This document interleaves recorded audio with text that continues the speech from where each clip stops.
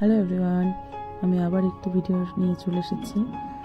কালকে ছিল father's day, সেই উপলক্ষে আমি একটা কেক বানানোর জন্য রেডি করছিলাম। সব আগের দিনই আমি বেসটা যদিও বানিয়ে রেখেছিলাম, কালকে খালি ক্রিমটা বানিয়ে খালি কেকটা কমপ্লিট করেছি। তো দেখো, তারপরে আমি কেকের বানানোর সময় আর ক্লিপ নিতে ভুলে গেছিলাম। এই পুরো কেকটা পরে রেডি করার পরে ফটো তুলেছিলাম। তারপরে আমার কালকে ম্যামের বাড়িতে কালকে ইনভাইট ছিল, সেখানে গিয়েছিলাম। ম্যামের বাড়িতে কালকে নারায়ণ পুজো ছিল, সেটারই কিছু অংশ নিয়েছি খেতে বসে। তারপরে মনে পড়েছিল যে একটু ক্লিপ নিই। এই যে ম্যামের সাথেও ফটো তুলতে ভুলে গেছি, ম্যাম এতটাই ব্যস্ত ছিল। এরা হচ্ছে আমার কালিগ, আগের স্কুলে আমি যে জব করতাম ওই স্কুলে। অনেকদিন পরে তাদের সাথে দেখা। এখানে কাজল ম্যাম বলছিল যে আই ডোন্ট লাইক সুইট, ওর মিষ্টি খাওয়া নিয়ে সেই তুমুল কাণ্ড, খেতেই পারছিল না বেচারা। তারপর আমরা একটু কিছুক্ষণ আড্ডা মারছিলাম।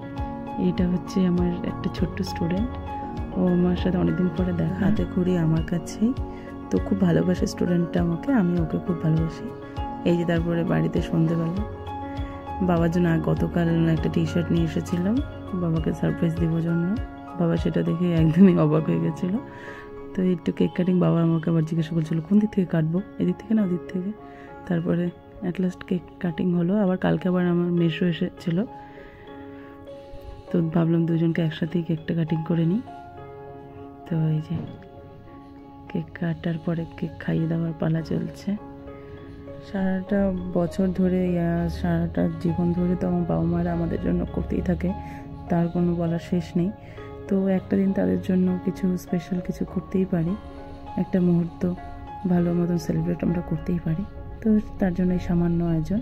পরে আবার আমার বাবা আমার হাতের কেক খেতে এতই ভালোবাসে যে আবার বলছিল যে আবার আমাকে একটু দে, তারপর আমি খাইয়ে দিচ্ছিলাম। তো আজকের ভিডিওটা এই অবধি।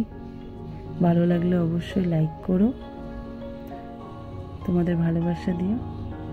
টাটা।